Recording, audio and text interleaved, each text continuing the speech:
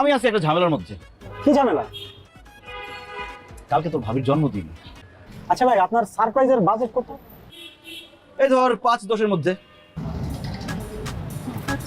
2000 টাকা দেন। এই যে 500 টাকা, এই 500 টাকা হলো ক্রিয়েটিভ চার্জ, এটা হলো আমার। এই 1500 টাকা দিয়া একটা গোলাপ প্রিন্টের শাড়ি কিনুম, আমি নিজে পইরা বাইরে থেকে যখন ভাবি আইবো, ভাবি যায় জিজ্ঞাসা করবে, এই তুমি কোন মেয়ে নিয়ে বাসায় আসছো, কোন মেয়ে এখানে আসছে।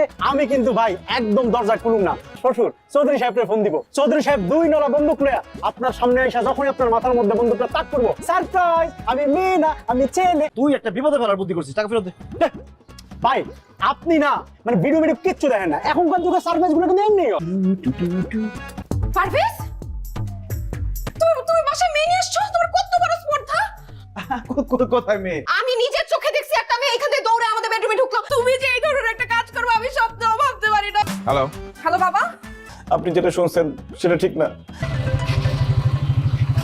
হ্যালো, গোলাপ, কেমন আছিস? আশা করি ভালো আছিস। এটাই সম্ভবত আমার জীবনের শেষ ফোন কল, তাই না? বেটে তো শেষ, আর তো সুযোগ পাবো না। হ্যাঁ, আজকে আমি মারা গেলে আমার বউটা বিধবা হবে। আসলে হয়েছে কি যে আপনার জন্মদিন উপলক্ষে আমরা আসলে সারপ্রাইজ দিতে গিয়ে ফান্ডা করছি আর কি। প্লিজ ভাইয়াকে ছেড়ে দেন। এই তুমি কি সত্যি কথা বলতেছো?